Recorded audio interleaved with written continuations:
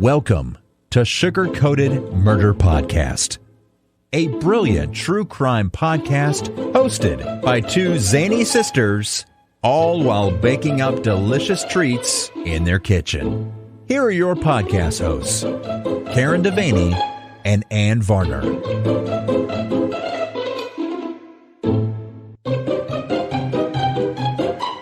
Thank you, Jared. Take it away, Ann.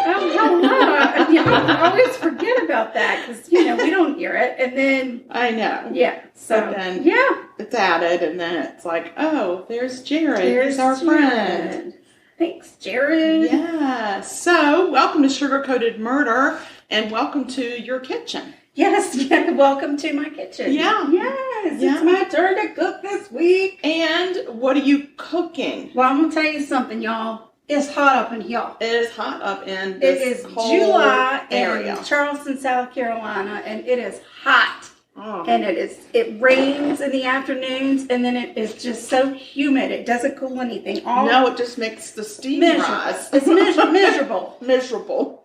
So I'm doing a no-bake situation this week. So smart to do that. It's just a little tiny bit of bake, but not enough to heat your kitchen up to, hellfire.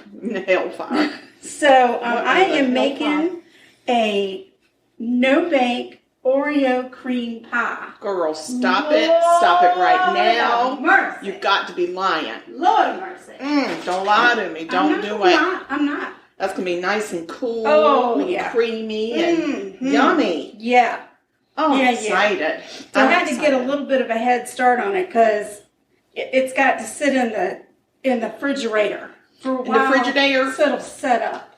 Yeah, well, the nice thing is through the magic of editing and not being on live TV. It's true. We can take a little pause and then have a little taste, and it's seamless, and it seems like we're just magically tasting it. It's magical. Yes, so. But I will tell you. Tell me. I went ahead and did my crust because I had to chop up my Oreos. Yeah, that can be loud. And I did it in the blender. Oh, to get a good chop. So that was loud. Okay. I went ahead and did that. You take 24 Oreos, and if you get a regular package, not the family pack, but a regular package, each row of Oreos is 12. So that's 2 rows of 3 rows that you get in a package, okay? Perfect. Right. So you mush those up in your food processor if you have one because you're fancy, or a blender like me because duh. You get them into a nice crumble. And you can do double stuff. You can do double stuff if you want it. Ooh. If you want. You can. Then you're going to add in 5 tablespoons of unsalted butter melted. Wow. 5 tablespoons. Get a nice little crumble going, and you're going to pat that down into your pie plate. Okay. Or, if you want, you can just buy the already prepared Oreo crust at the store. Yes, you can. If you really want to make it a no-bake, that would be a definite option. I did mine the other way. Because I didn't think it was a good idea for me to have a bunch of Oreos laying around here. And the filling part only calls for 12. That would have meant I would have had 2 rows of Oreos to eat on my own if I hadn't made them. Right, because this ends up using the whole pack. The whole pack, yeah. That's nice. It's good. That's a good thing. And listen to this filling. The filling is heavy whipping cream, cream cheese, confectioner's sugar, vanilla, Oreos. Lord have mercy. That is it's all good things. Me in a bowl. It's all good things. I don't even need to put it in the pie. No. I just eat it for breakfast. I feel like that's a good hearty breakfast. I mean to tell you. I mean, just put it in the Frigidaire and eat that. Yes. So I'm gonna whip up this topping real quick. Okay. And I'm gonna get it stuck in the fridge. All right. So we can eat it. Well, I definitely want to eat it. At some point. So I'm going to talk about murder while you do that. I was wondering if maybe you could. Yeah, I actually came prepared to talk about murder. Oh my God. I know. I love it. Great. All right. Let it roll, Sal. Okay. How? So I'm going to talk about, I don't want to massacre her name, but I'm going to. We always do. I think people are used to it by now. If I came up with just a regular name and just pronounced it first off, they'd think I was lying. And you could probably even tell me how to pronounce it. I'm still going to get it wrong. Yeah. So her name was Noemi Ramon. Okay. I want to call her Naomi constantly because it's almost spelled like that, but it's not. It's not. Luckily, her friends called her Amy. They knew. Bless them. Yeah. Bless they them knew. all. They were like, all right, we're going to call you Amy. I'm going to be her friend, and I'm going to call her Amy. I think that's really nice because there are a lot of times we come up with nicknames for people that don't have anything to do with their name. No. Nothing. You're right. So I think it's real nice that you decided to call her Amy, too. Well, her friends set that up. If it were me, I'd have probably called her Nene or No or Mimi or some dumb name. But they came up with Amy, so we're going to stick with Amy. Okay. And Amy, back in May of 1990, she lived in the Boston area of Massachusetts. Boston. Amy was a single mom to almost 2-year-old Sergio. I don't have a problem with that name. Sergio. And he was born when Amy was just 16 years old. Oh, wow. She was very determined to give him a really good life. His father was not in the picture, and Amy told one of her sisters, Norma, that she would work so hard at being a mother that Sergio would never miss the fact that he didn't have a father in his life. Nice. She's very, very dedicated to her son. She was starting a law career as a paralegal. Oh, nice. I know. And on May 29th, Amy and Norma, they completed a 20-mile walk for hunger where they had plenty of time to chat, sisterly chats. Aww. Yes, yeah, not miles, not like our walk. No, breast cancer. Ours was just begging for mercy. It was just begging for mercy, and it went south the first day. Are we going uphill? We said the entire way on the first day. Is this all uphill? How are we going all uphill? At what point do we get to go downhill? And then they'd be like, "Oh, you're very close to the lunch tent," and they lied. They lied. There were so many people that lied. They just lied and lied. I think it's just a mile away. Right. Yeah, right. You don't know, and you've been instructed not to tell us the truth. And we're too tired to go back and tell you that you lied. Yeah, and we're too tired to even argue with you when we see you. Yeah. So, anywho, I wonder what that word was. Oh, I love it when you write words down and then you don't know what the heck you wrote. I wonder what the hell that word is. Okay.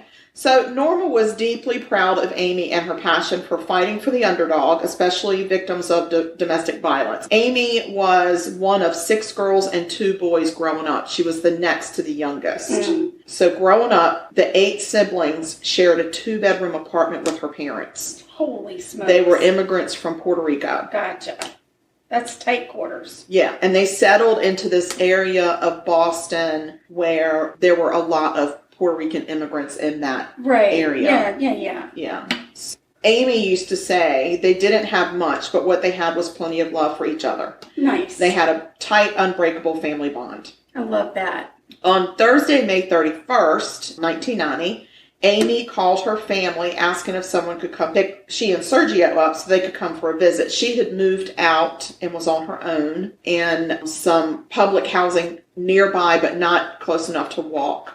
But she was still very connected to her family, and she needed to go by the daycare to extend Sergio's daycare schedule, and then she wanted to go over and see her family and called them and said, "Hey, y'all, come get me." Come get me. But due to busy schedules, no one was available to give her a ride. Oh. And that's where the tragedy unfolds. Oh, no. I know. Here comes the bad part. So later that day, firefighters were called to Amy's apartment. As they entered, they noticed heavy black smoke pouring out of her closed oven, and in the chaos, they could hear a baby crying. Oh, Lord. So as they entered Amy's bedroom, there stood sweet baby Sergio crying next to Amy, who appeared to be unconscious. So they scoop up Sergio, take him out to safety, and they start checking him out. They check him all over, and they notice that he's got blood on him. Oh. They check him for wounds, and they figure out that blood is not his. It's his mother's blood. Right. And it was blood spattered. Oh, no. Oh, no. So when they go to pull Amy out, it becomes clear that she is deceased. Right. She had a gash on her head, and her throat had been cut. Lord have mercy.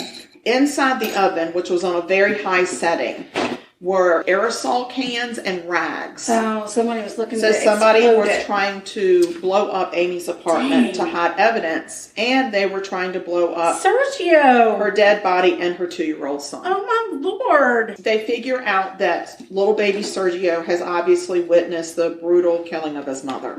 So during the investigation, the Police interview Amy's inner circle, of course, starting with her current boyfriend. He told investigators that he was on the phone with Amy when the call abruptly clicked off. Oh, no. So he tried to call back a couple of times, and she would pick up and it would click off, pick up and click off. And then finally, she just stopped picking up. So he figured that either Sergio was playing with the phone or that she was busy with Sergio and eventually she'd be in touch with him. Right. The police at that point had very few leads, and those leads went nowhere. The medical examiner said that Amy had died from blunt force trauma and a stab to her throat, and she had been really beaten. They were able to get scrapings under her fingernails, but because this is 1990, there's not enough evidence to progress the case forward. There was no other physical evidence except the murder weapon that they found at the scene. It was one of her kitchen knives. She had been stabbed so hard that it had bent the knife blade in half.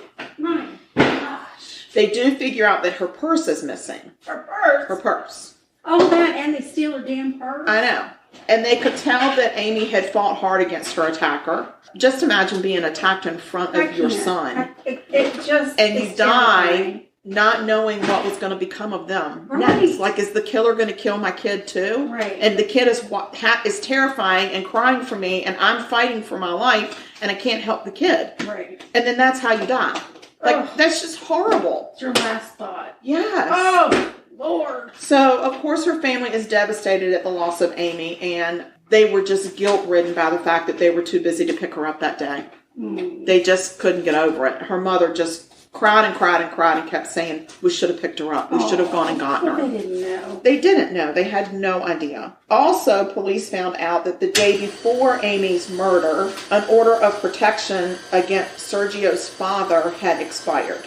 Now, remember, his father is not in the picture. She has a boyfriend, but the boyfriend is not the father of Sergio. Oh, no.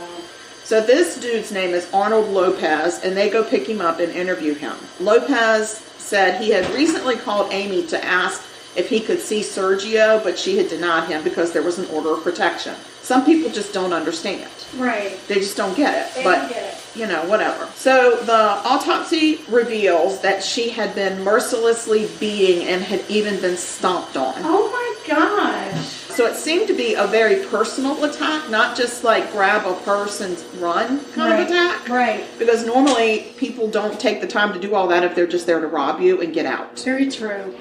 It was clear that she had suffered. Lopez,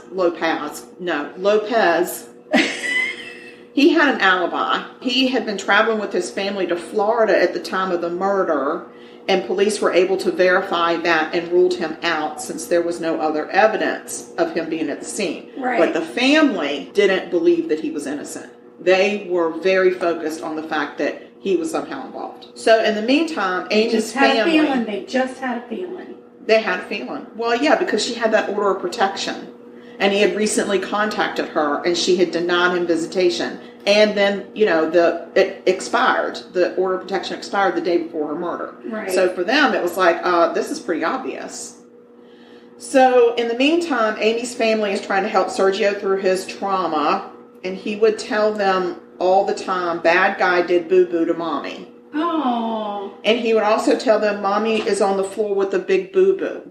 Oh. He would cry for his mom and constantly talk about mom and what happened, but they couldn't get out of him anything else, like no details. Because, of course, he's like 18 months to 2 years old. So a big break hits. A known drug user from Amy's neighborhood tries to actually cash a check with Amy's name on it. Oh. So police go and get him and arrest him. They find Amy's purse and checkbook and wallet in his apartment. So this dude... I'm just going to call him the druggy bozo dude. Okay, druggy bozo. Uh-huh. This druggy bozo dude says he found all of that in a trash can. So police perform a deep dive into the bozo druggy dude and can't find anything to link him to Amy or the crime scene. So they actually have to let him go and move on. Due to crime overload at the time in the 90s, lots of crime in the Boston area. Evidently, they were riddled with crime. And the police were overworked and overwhelmed. The case kind of gets put on the back burner. In the meantime, the family decides they're going to do this memoriam tribute to Amy at their church to try to maybe get more awareness out there. Right. At the church service, they make impassioned pleas to the public to help them get to the bottom of what happened. Well, that day, a friend of theirs, a police officer, he was like a police officer that worked in the drug unit. Right. He was there, and their family attorney that was actually working on getting sole custody of Sergio away from Arnold Lopez was there. And they were very touched by the impassioned pleas of the family. Right. And the fact that this wasn't going anywhere. So the two of them teamed up with Amy's sister, Norma, and they kind of developed their own trio detective task force. Cool. They decided they're going to try to help the overwhelmed police get traction on Amy's case. So they start doing a private investigation on their own.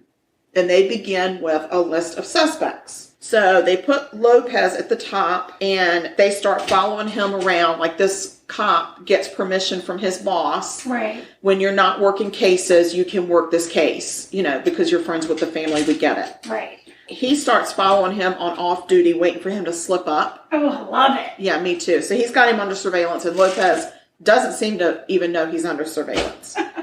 He also searched through all the police files to see what maybe they have missed. And he actually took the police files home. Right. And he and the attorney and Norma would sit at Norma's kitchen table. Right. And just pour through these police files to figure out where are the holes. Wow. So they That's really... amazing. I know. They just were so devoted to this.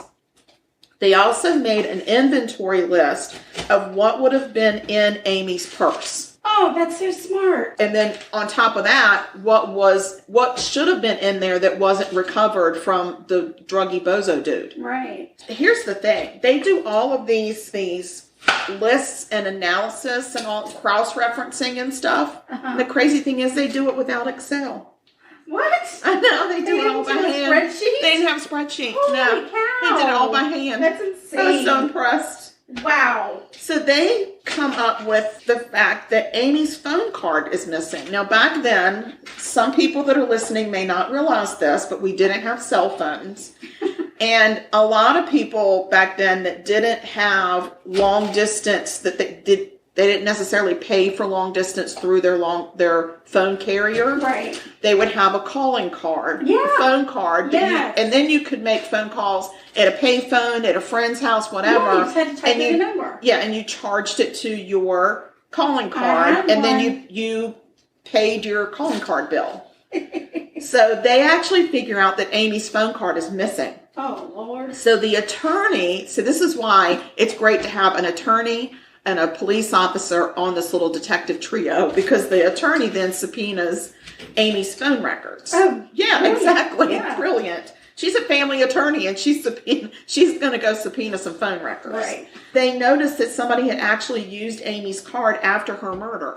100 calls. What? Yeah, they were having a dandy of a time. A dandy of a time. So now they just have to find the caller, and then they'll find the killer. That's what they're thinking. So they're saying caller equals killer. That's what they're saying. All right. So they start by logging all of the phone numbers that had been made on that card. Again, without a spreadsheet system. No Excel. How crazy. That is insane.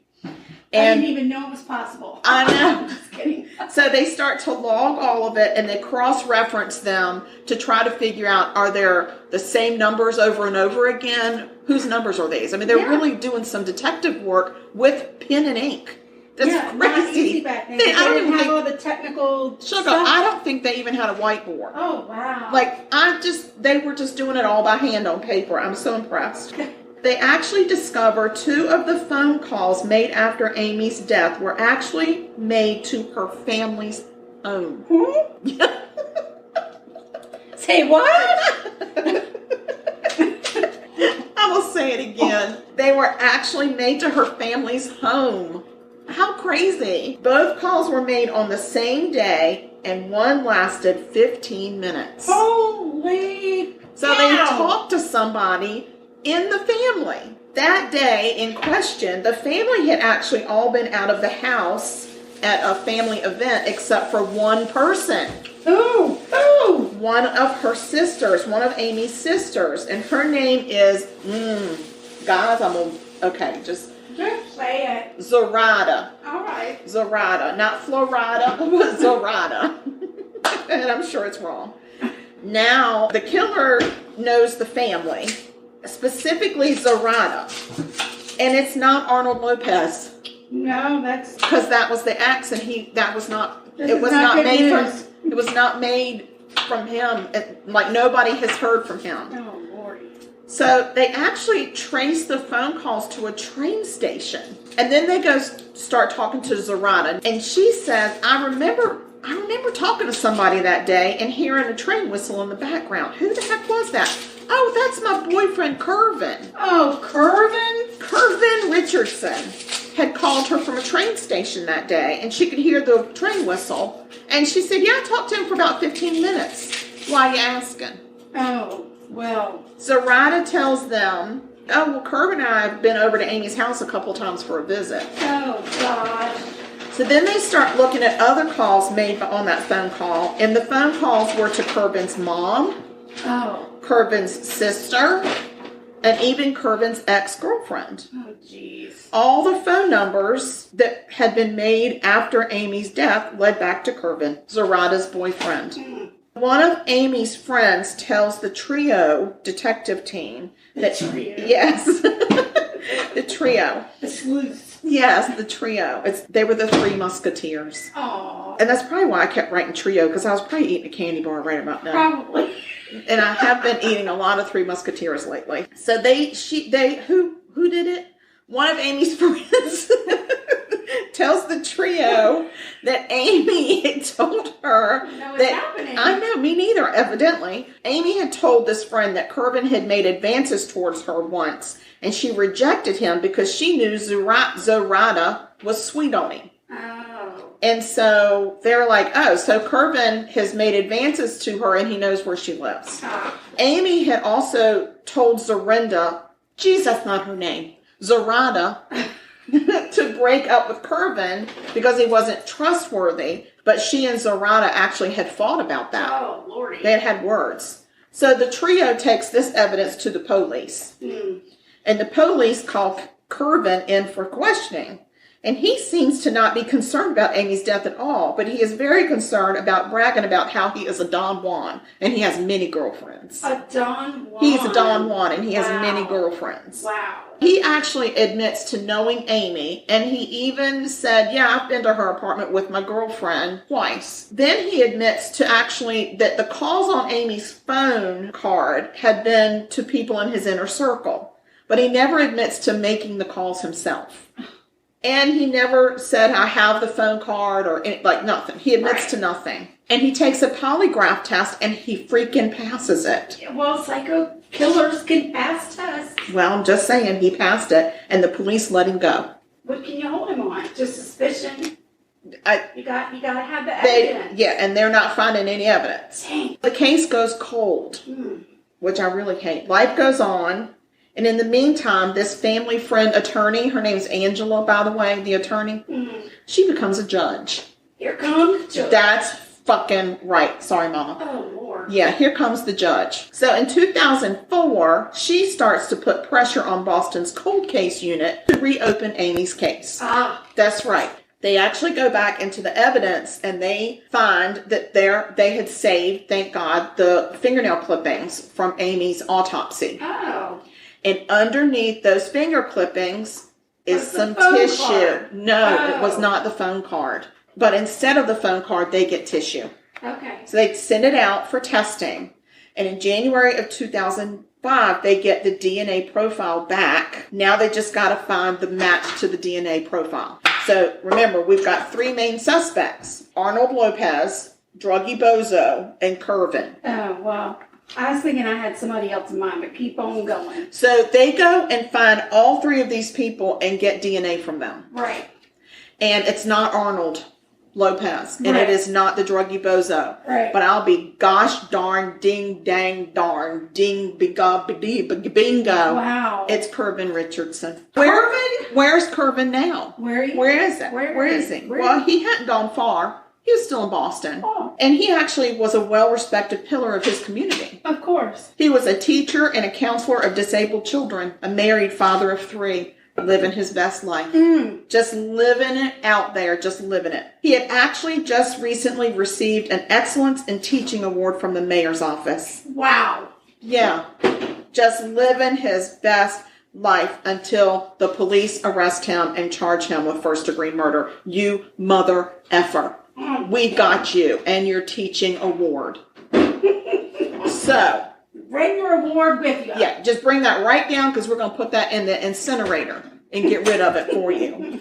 They go to trial, and the whole time Richardson maintains his innocence the whole time. I'm innocent, I'm innocent, I'm innocent. But listen, DNA does not lie. No. DNA don't lie. And guess what else? Killers. Killers lie. Yeah, they do, and they lie on polygraph tests. And not only that, but science doesn't lie because science doesn't have an agenda. Science. Yeah. There's no agenda in science. You don't even spell science with an A. So I'm just saying. Or a G. Or a D. All right. Okay. So the jury disagrees with Curvin, and they said, "You's guilty." You guilty as charged. And they sentenced him to life without parole. Nice. Now Curvin can go teach some prisoners something. Well, no, that would be nice. Wouldn't that be so nice if he did something like that? Sergio said at the sentencing, "I can finally relax." 19 years after his mom's murder, and he could finally let down his defenses. Wow. Sadly, Sergio does not remember his mom, but he remembers the love and the devotion that her family and friends always had for her, especially Judge Angela. Nice. Who the family considers her their guardian angel. Of course. Yes. So that is the story of the murder case of Noemi Ramon.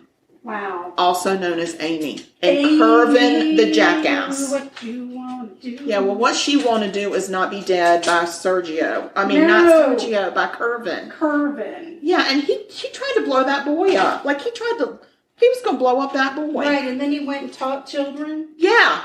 Well, that's his guilty conscience. Of course. But he's a jackass. Yep. I don't care how guilty your conscience is, you idiot. Idiot. You freaking idiot, you. That was a good one. Thank you very much. I love it when DNA comes to the rescue and finds these a-holes that have gotten away with murder. Me too. And then, living their best life out there. They're out there living their life, pillar of the community. Right. Yeah, father of 3. Like, that's going to make up for taking away a mother's life. In front of her child. Right. And they never could come up with a motive. They think that he came in there probably to make advances towards her. Probably. And got mad and then saw her purse and on the way out thought, I'll just grab it, and then pitched the purse, but was like, well, I might need to make a phone call to her sister, so I'll just keep this calling card. That's crazy. Mm-hmm. All right, so you got your pie in the Frigidaire? My pie's in the refrigerator, and now I just thought we picked up some fresh produce, as you remember earlier. I do remember doing that with you. And I thought I'd just try one of our kitchen hacks that we got on Alexa. How's it going? Really amazingly good. So this is the hack on how to clean corn. Yes, I hate shucking corn. Me too. It's so messy. Is it your night to shuck the corn? Ugh. Growing up, we used to get huge feed bags full of corn that would sit on the back porch, and we took turns. Whose night was it to shuck the damn corn? And it was good. I mean, it was good corn. I love eating the corn. Don't get me wrong. I just can't stand to shuck it. Shucks. Shucks. So, in this easy to do hack, I've read it 2 ways. One way, you just stick your corn in the husk, everything in the microwave for 5 minutes. And then the way we talk about it, you cut the end, not where the silk is at the top, at the end. You cut a little bit of that off. Yeah. And then you put it in the microwave for 2 to 4 minutes. Okay. For me, 3 minutes worked out well. Okay. And then... cutting it at which end worked out well? You don't cut it at the silk end. Okay. You cut it at the bottom. Okay. I would consider the silk the top, because, when you shuck it, you got to pull down. Yeah. So, you run it in the microwave for 3 minutes, and then you bring it out. It's a little hot, but it cools off really quick. I loosen the bottom a little bit with my fingers, and then you just squeeze, and that corn comes out. Squeeze from the top, the silk end? Squeeze from the top, and then it comes out with no silk on it. That's crazy. And it just was... What the hell? How many years have we been shucking corn? All my life. I've been shucking corn all my life. Freaking ever. I mean, I'm sure since I came out the womb, it was Out always the my womb. turn Your to turn. shuck the freaking corn. And I hated it. It was your turn half the time. Because the other half the time, it was my turn. I think it was a third of the time. Well, I don't know how Yeah. my brother had to shuck the corn. You know what? Come to think of it, no, I don't think so either. Yeah. He always had some excuse like I'm at football practice, or I just got back from football practice, or I'm on the way to football, or I might have football practice. Some of my girlfriends, whatever. Yeah, so but he we would were be home in time to eat the corn. Oh, you better believe it. Yeah. Yeah, and probably more than his share. Probably. Mm-hmm. So, all right. Well, that was a good story. My pie's going. I got your corn shucked. We're going to have some nice corn tonight. Why don't we take a quick pause, and then we'll come back and mayhaps you... Oh, I got a story to tell.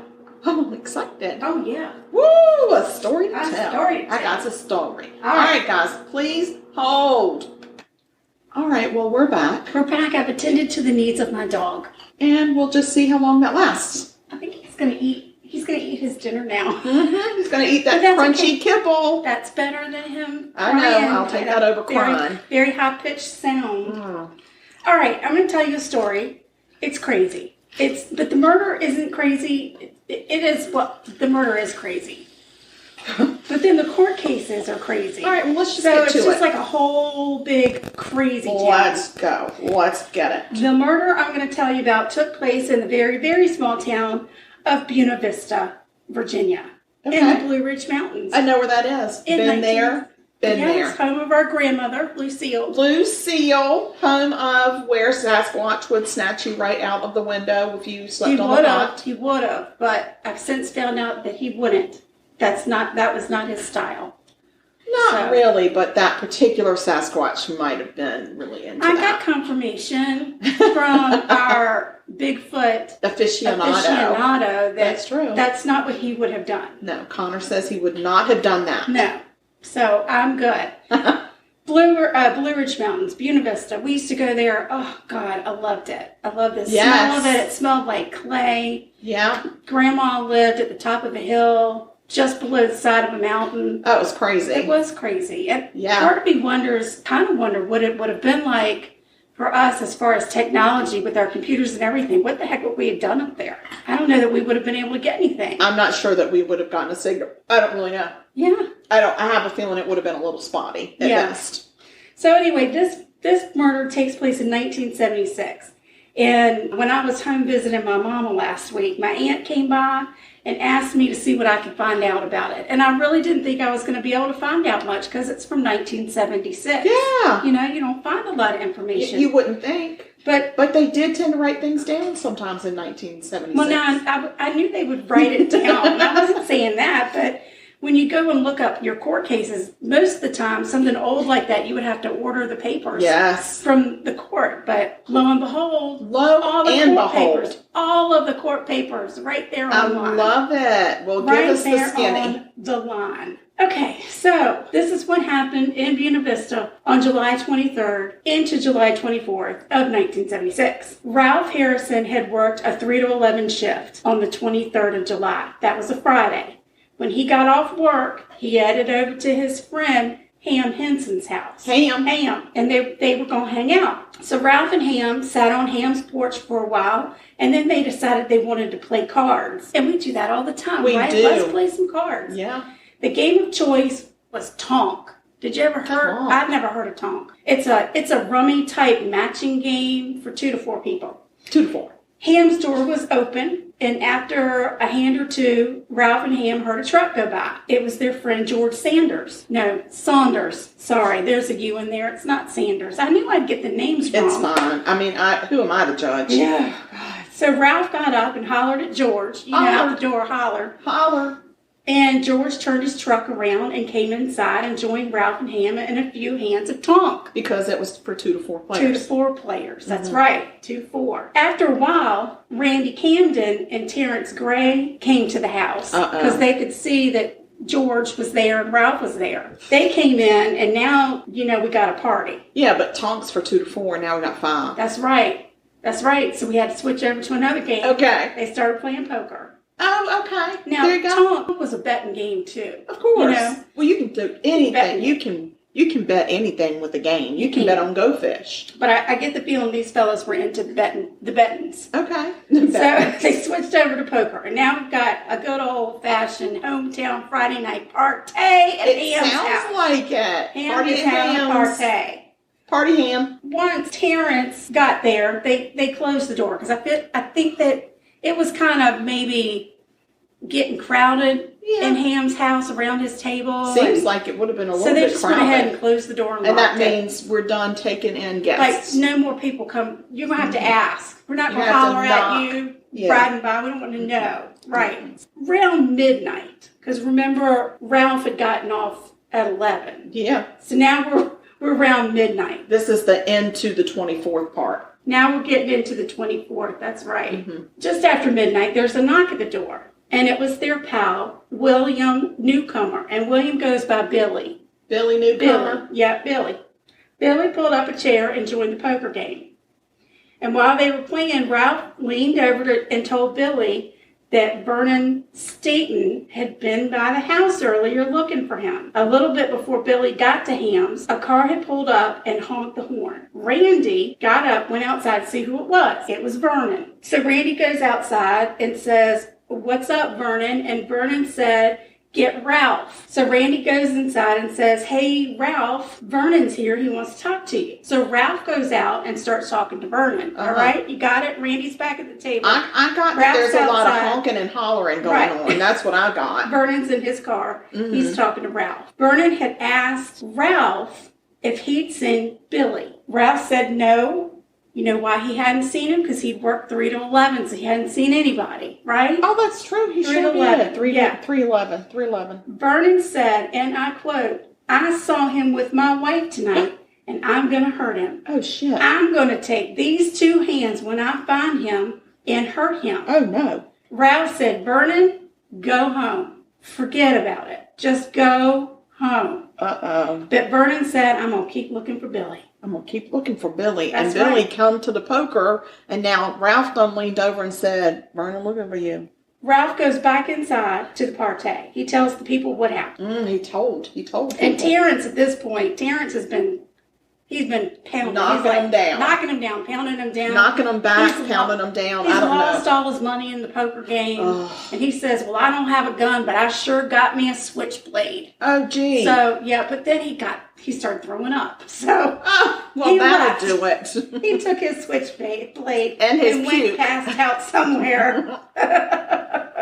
Ham was getting tired at this point, and it's now about 2 o'clock in the morning. He said, I'm gonna leave. I'm tired of playing. I'm gonna go. I thought this was Ham's house. He is, but he didn't want to play cards anymore. Well, so go to bed and tell people leave your house. Well, he may have. He may very well have gone to bed, but I don't think he said leave my house. He said, "I'm tired." Been putting a few back too. I'm tired. He probably fell asleep in the recliner.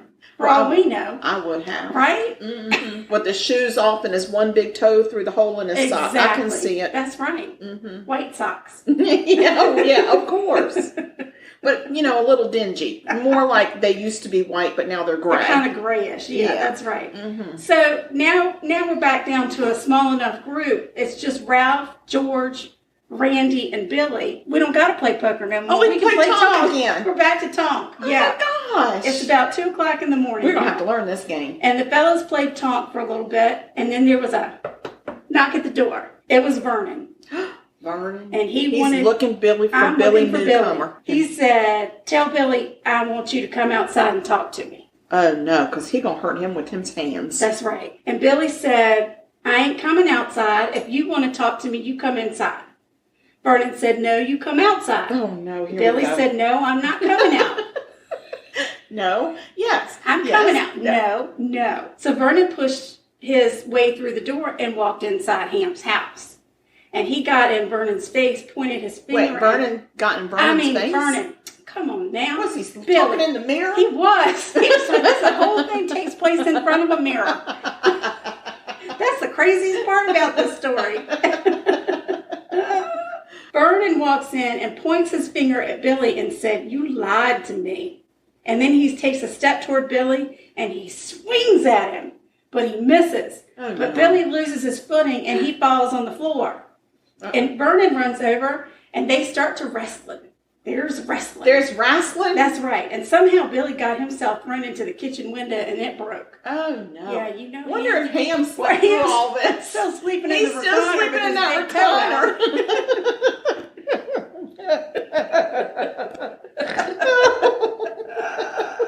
Now, it's just a typical Friday night in Buena Vista. I know. That's all. And Vernon manages to hit Billy in the eye, and then while he's down on the floor, he kicks him in the chest. Ow. And then he walks out the door. Vernon does. Vernon actually, no, this is what happened. Billy gets up.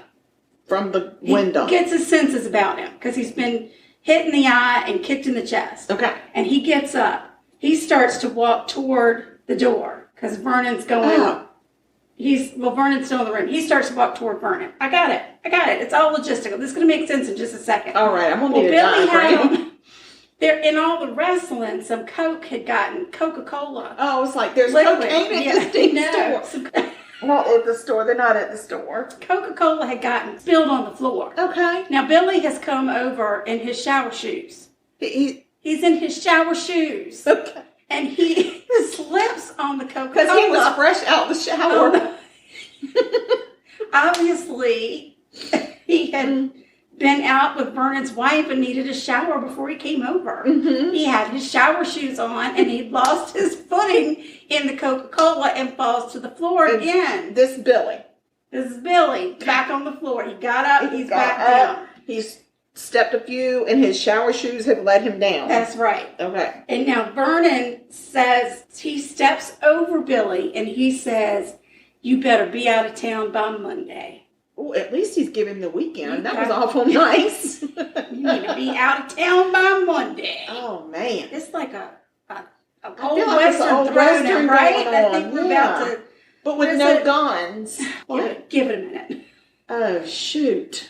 So Vernon leaves, and the way Ham's house is set up, he got a porch on the front, because remember, that's where Randy and Ham were originally. Yeah. That's where the story started, was on the front porch. Mm-hmm. You go down the steps, and he's got a fenced-in yard. Mm-hmm. And then beyond the fenced-in yard, there's a little bit of yard with some trees. You know how it looks. Yeah. I can picture it right now. Right. So Vernon goes, and he isn't running. He just walks out the door. He's heading to his car. Well, why is he going to run anyway? Because He doesn't shower shoes is on the floor. He just can't get off the floor. He's on the floor and he's rolling around in the Coca-Cola with the shower shoes. No, and Ham with his toe out in the recliner sleeping. No. Why you got to run? Lord. Billy jumps up from the floor. He must have taken the shower shoes He off. must have. And he makes it into the living room, and he reaches into a bag that he had in there and pulls out a holster, and in the holster is a gun. No. He takes the gun out of the Billy, holster. no. Don't take your gun to town. Run, Joey. Run, Joey. Vernon, run. Vernon, you should have run. Oh, my gosh. So Billy takes out the gun. Okay. And he starts walking out the door. Mm-hmm. Vernon at this time is halfway across the street to his car. Sure. And he hears Billy coming down the steps. Oh, God. So he turns around and walks back kind of toward, like, probably we're going to keep on fighting. Yeah, because now that you're up out of the Coca-Cola, I'm going to knock you down again. Right. But then he sees the gun. Oh, no. That's right. He sees that dang gun. And says, I'll give you till Wednesday. And he's like, all right, Wednesday.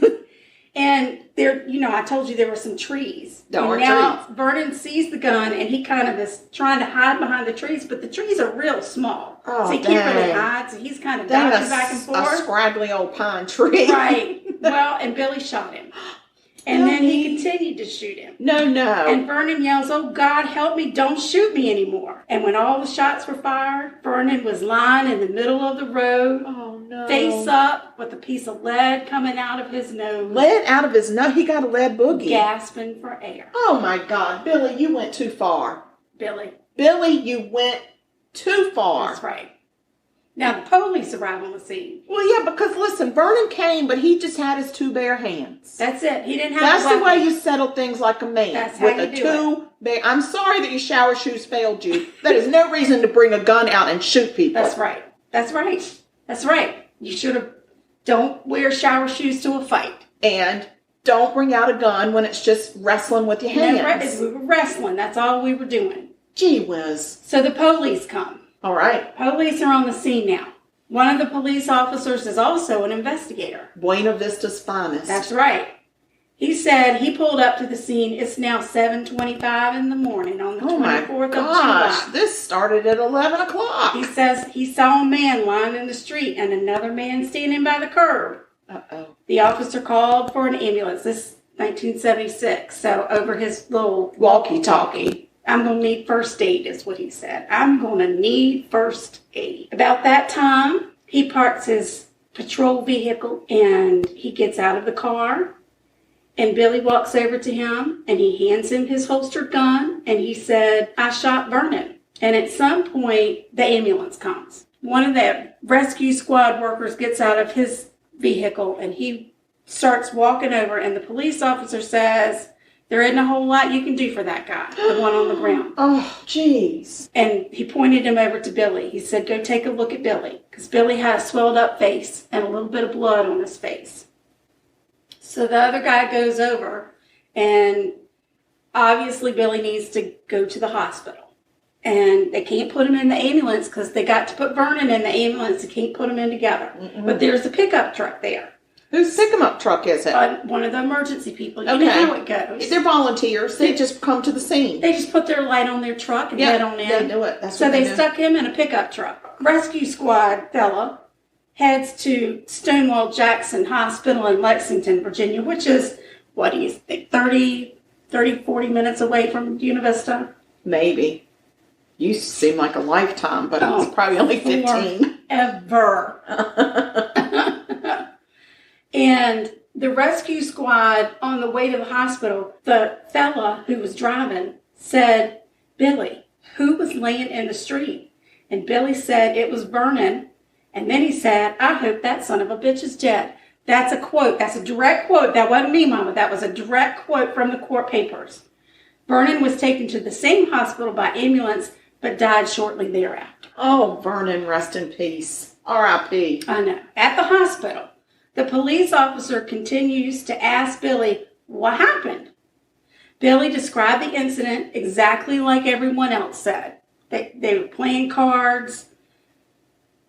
Vernon First it was in, tonk, and then it was poker. And then tonk, and then poker, and then tonk, and then Vernon, and then a scuffled and hit, up, down, Coca-Cola everywhere. Shower shoes. Kitchen window done, bursted. Got my gun. And there it is. Vernon's done.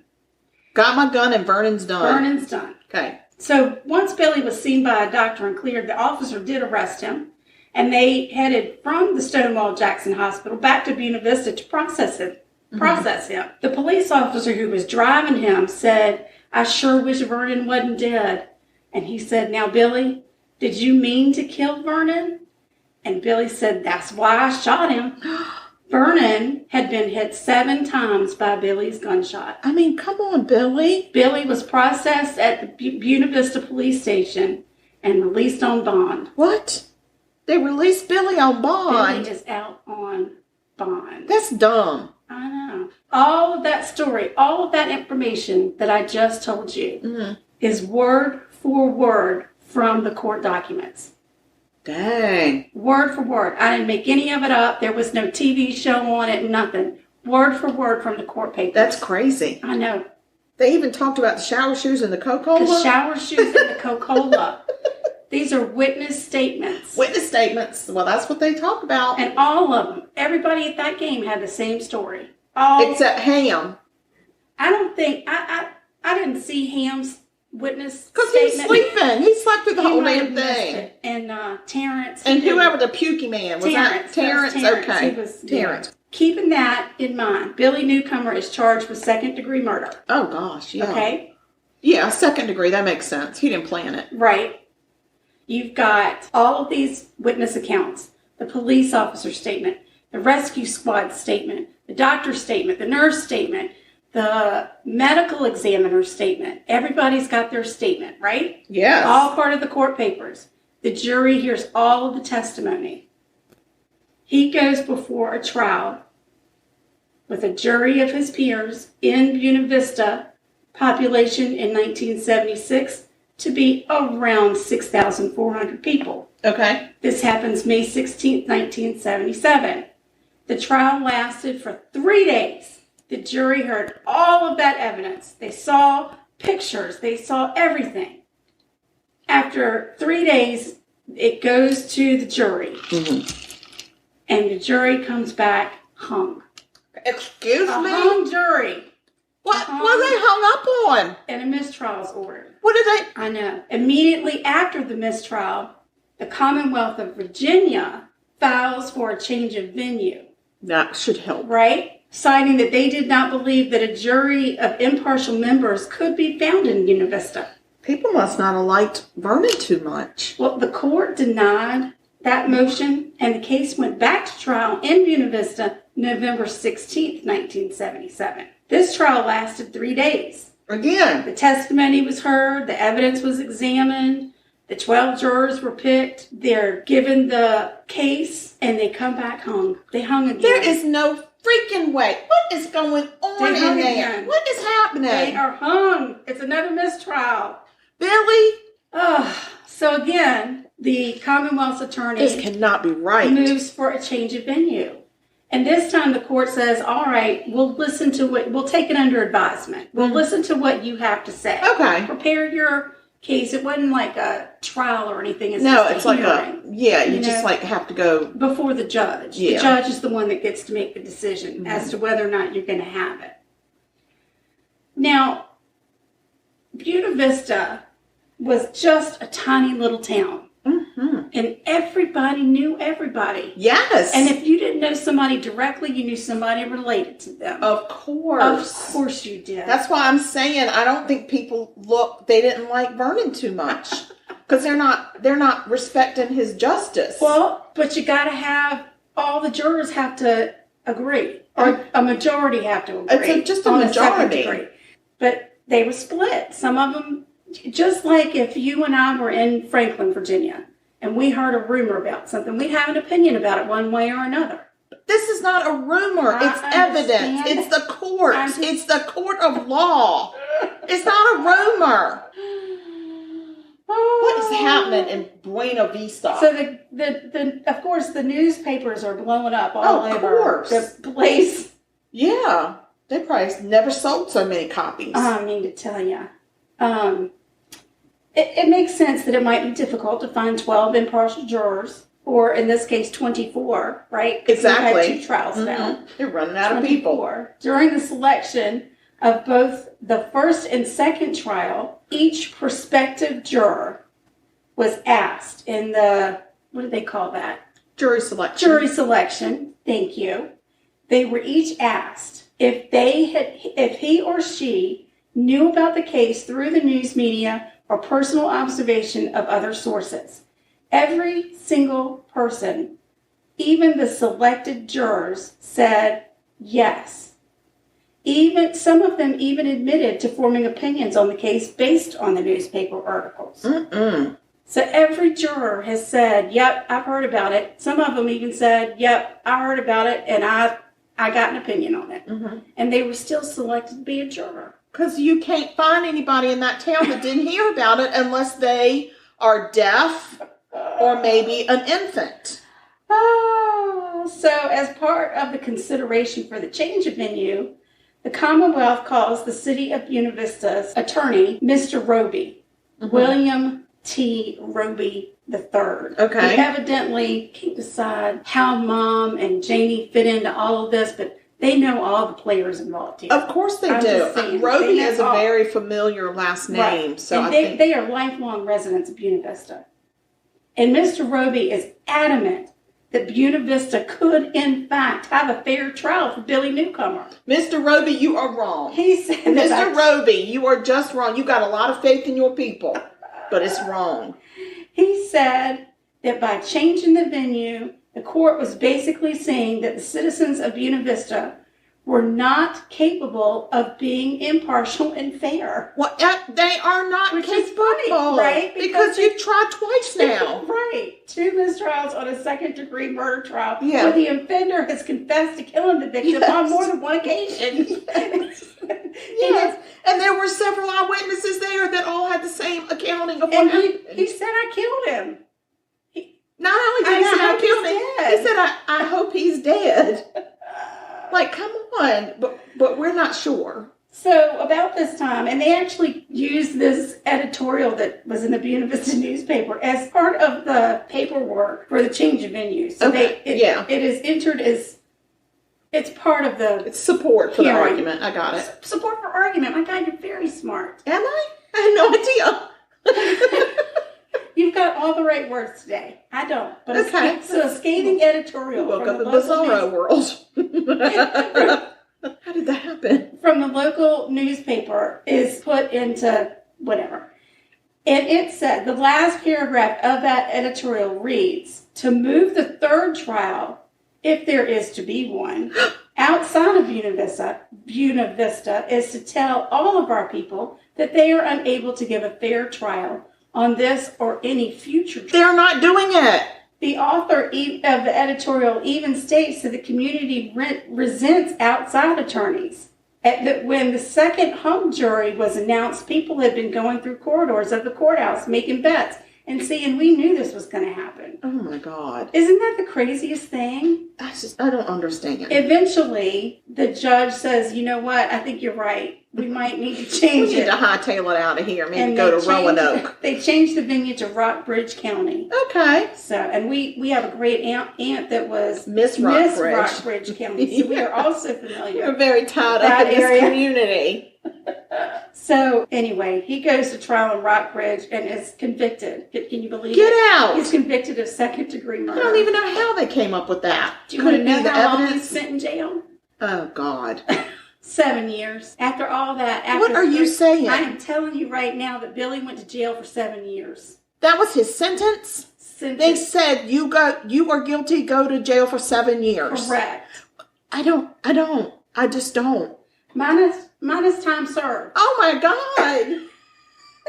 I'm No. doing this murder because Mr. Newcomer has since passed on. Oh, thank And most God. of the players involved in this have also since Or they're Passed at on. an age where they could give a shit. and don't have access to podcasts. No. So, No. Mm-mm. and it's not like I'm saying anything bad about Mr. Newcomer because he himself admitted that. I'm not saying he was a bad character. I'm saying he's guilty of murder. Yes. That's all. I'm not talking about his character. I'm talking about his actions. Yeah. His actions were he killed Vernon. So, He shot an unarmed man correct. in the street and then said, I hope he dies. 7 times. He hit him 7 times. He didn't just shoot at He him one time. gave him a lead boogie. He got a lead boogie. Like, that is major. That's big. That's pretty big. And he would 7 years. So, yeah. I was delighted to find the information on this case online, and now I know why. good God almighty, that was a circus. Because they actually called in the third trial in Rockbridge County, Mr. Roby had been disqualified, so he couldn't be the attorney in the case anymore because it was in a different county. Yeah. But they actually brought him in to testify. As a witness? Well, who did he testify for? The prosecution or the defendant? It's hard to say. It is hard to It's say. just hard to say. I'd be hard pressed to figure out which side he landed on. Really. He landed on the side of Buena Vista. Yes, he was for the citizens of the Buena Vista. Yes, because he had faith. We could do it again. Let's just keep going until we get the right Let's just answer. do one more. We'll do it. We're running out of people. Right. My How God. crazy is that? That was a crazy But it does- circus of a story. It does make you wonder if you're in a small town like that where everybody knows everybody, can you get a fair trial? Not in 1976, you can't. It doesn't seem like it. And that, But, I mean, that was the year of the bicentennial of our country. No. Come on, I dressed honor. up as Betsy Ross. Yes, you did. And I don't remember what I dressed up as, but it was something. And rode horseback in a parade. Yes, ma'am. Yes. And I'm not so sure, but wasn't it the bicentennial that they brought the elephant in? Because I rode on the back of an elephant at one of those parades. Lord, child, Not I don't in remember. the parade, but it was like a thing. Oh, yeah. I don't remember no damn elephant. I got a picture. I must have blocked that out. No, I think I was probably riding my horse. We got bad news. And the bad news is, during production or post-production, at some point before we took the picture, we ate the pie. So the picture that we're going to send you of the pie. See, this is how it happened. That pie, it was really good. And we had guests over, and there might have been seconds. Yes. And we were so eager to get into the pie that we forgot to take the picture before the pie was eaten until there was just one little piece left. Yeah. And we didn't even at that point bother to put the beautiful little dollops of whipped cream. Oh, we didn't do nothing. We just ate it. So, we didn't garnish it. So you will see the garnishes in the picture, but they're all around the one single piece of pie. It's like a piece of pie in an island of Oreos. Yeah, it's like one of those things. It's like a last minute, we got to do this. And oh my God, we probably need to serve them something. Yeah. And here, oh, look what I just pulled out of my refrigerator. I know. I just so happen to have Oreo pie here. Yeah. And we're like, oh, y'all want some? Well, I mean, who knew they'd say yes? And then we didn't. And then they were like, are there seconds? Yep, there are seconds. Well, I mean, you'll still be able to see it. And if you want it, we got the recipe from Sally's Bacon Addiction. Of course we did, because we're addicted to Sally's Addictions. We tried to give her a rest, but... Oh, we can't. We just keep going back to her. I just needed a no-bake something, because it's hot. I know. But, so, okay. So, speaking of it being hot. Sugar and I, we're going to take a rest. We need a rest. we need to recharge. We need a minute. This is an official announcement right here. We ate the pie and we're going on vacation.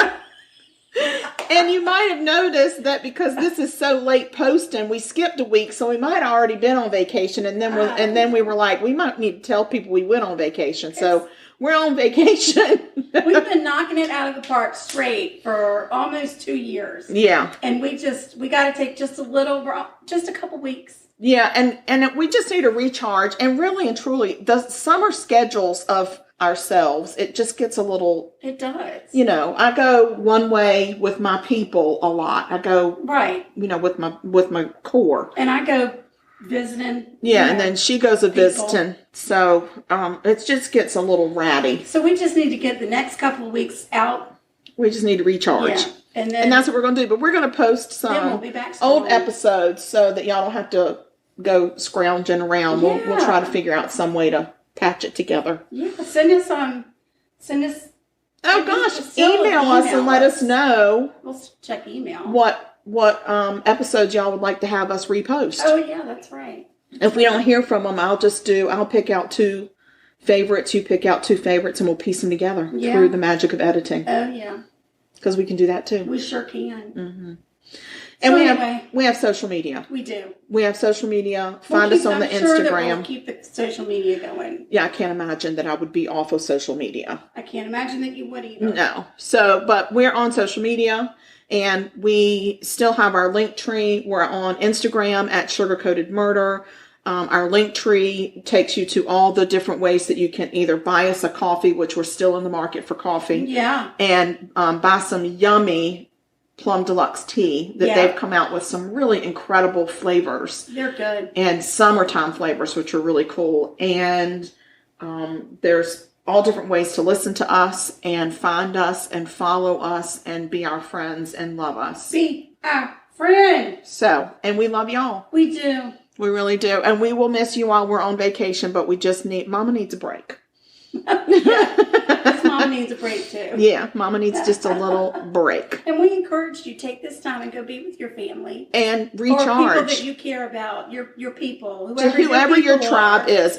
Whoever the people are in your life that make you happy and relaxed, go be with them. Go recharge, and then we'll all meet up for Thanksgiving. No. It'll be before Thanksgiving. We've got schedules. We've got people scheduled. We do. We have a slaying in the kitchen scheduled with our friend. Yeah. We just need to get ourselves organized and catch up. And anyway, it's our podcast, and that's what we're going to do. It's our podcast, and we'll cry if we want to. Hopefully you won't dump us. Don't forget about us. You'll keep us in mind. I know they won't, because we've got loyal listeners, and we love them. So we do. You guys, stay safe, stay sweet, don't murder. Because if you kill people, we're going to talk about you. Talk about you. Yeah, we'll be ugly. And the things we say are not nice. No, evidently they're not. No. And we're not even ashamed of it. Don't make me apologize to my mother. Yeah, well, I do that anyway, so I can't blame nobody but myself.